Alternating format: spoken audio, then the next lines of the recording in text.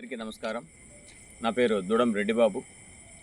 Andhra Pradesh BC సంక్షేమ సంఘం రాష్ట్ర అధ్యక్షుని. కడప నగరంలో 2 రోజుల క్రితం జరిగినటువంటి అల్లర్లలో ఒక వర్గం టిప్పు సుల్తాన్ సర్కిల్గా, హిందువులు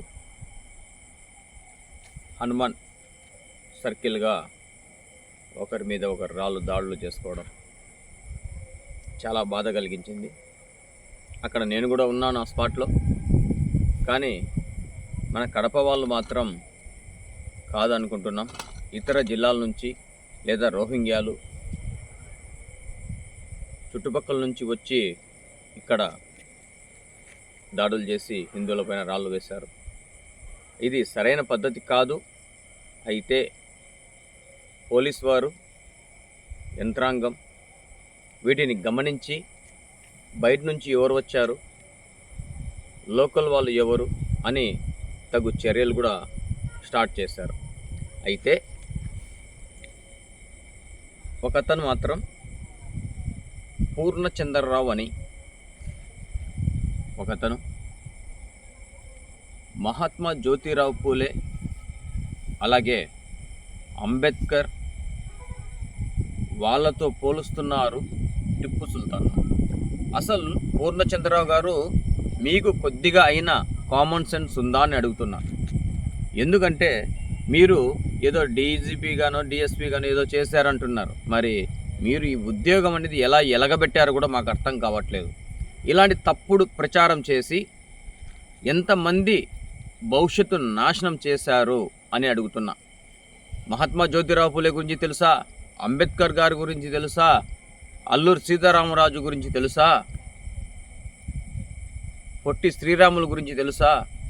వాటితో వీళ్ళతో టిప్పు సుల్తాన్ను పోలుస్తున్నాడు. సిగ్గుందా పూర్ణచంద్రరావు గారు అని అడుగుతున్నాను.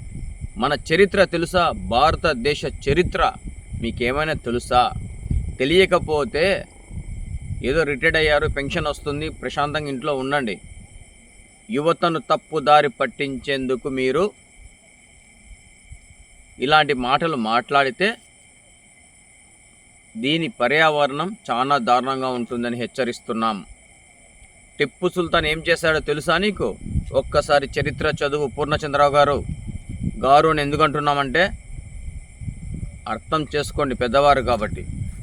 మీరు చేసినటువంటి ఉద్యోగం ఏం వెలగబెట్టారో తెలీదు, చరిత్ర తెలీదు, భారతదేశం గురించి తెలీదు, మన భారత స్వతంత్రం ఎందుకు వచ్చిందో ఎవరు తెచ్చారో తెలీదు. కానీ ఉద్యోగాలు చేశారు, వెలగబట్టారు, యువతను తప్పుదారు పట్టిస్తున్నారు. టిప్పు సుల్తాన్ అనే వ్యక్తి 1970లో బ్రిటిష్ వారితో పోరాడనమని చెప్తున్నారు. అతను దాదాపు 500 మందిని ప్రాణాలు తీశాడు. వీళ్ళను మతం మార్పిడులు చేశారు. ఒకవేళ మతం మార్పిడి ఒప్పుకోకపోతే చంపించాడు. వీళ్ళను ప్రైవేట్ సైన్యంగా వాడుకున్నాడు. మన దేశపు భవిష్యత్తును, మన దేశపు సంపదను దోచుకున్నాడు. అలాంటి వ్యక్తినా మీరు అల్లూరి సీతారామరాజు, మహాత్మా జ్యోతిరావు పూలే, డాక్టర్ బిఆర్ అంబేద్కర్తో పోలుస్తున్నారు? సిగ్గు శరం ఉందా అని అడుగుతున్నాను పూర్ణచంద్రరావు గారు. మీరు ఇప్పుడు టిప్పు సుల్తాన్ సమస్య ఎందుకు వచ్చింది? కడపలో ఇష్యూ జరిగిందని టిప్పు సుల్తాన్ పేరు ఎత్తారా? అంటే మీరు ఏం ఆశిస్తున్నారు? హిందూ ముస్లిం గొడవలు పెట్టాలని ఆలోచిస్తున్నారా? అసలు మీ ఉద్దేశం ఏంటి? అసలు టిప్పు సుల్తాన్ మీకు మన భారతదేశానికి సంబంధం ఏంటి? నీకు కొంచెమైన విఘ్నత అనేది ఉంటే మన మన రాష్ట్రపతిగా చేసినటువంటి ఏపీజేబీ అబ్దుల్ కలాం గారి పేరు పెట్టుకోండి అని ఉచిత సలహా ఇచ్చిండేవారు. మీకు కామన్ సెన్స్ లేదు, చరిత్ర గురించి తెలియదు, అలాగే మీకు ఏమీ తెలియకపోయినా ఏదో మీరు లోగుట్టు పనులు చేస్తున్నారు. టిప్పు సుల్తాన్ మీరు బహుజనవాదం అన్నారు, బీఎస్పీలో పనిచేశారు.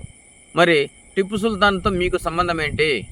మీలాంటి వారి వల్లనే ఈరోజు మీరు ఏదో డిఎస్పీగా చేశారు, ఉద్యోగం వెలగబెట్టారని కొద్దిగా యువత కానీ ఇంకొకరు కానీ మీ మాట వింటారు అనే ఉద్దేశంతో మీరు చేస్తున్న తప్పుడు ప్రచారంతో యువత పెడదారి పడుతోంది.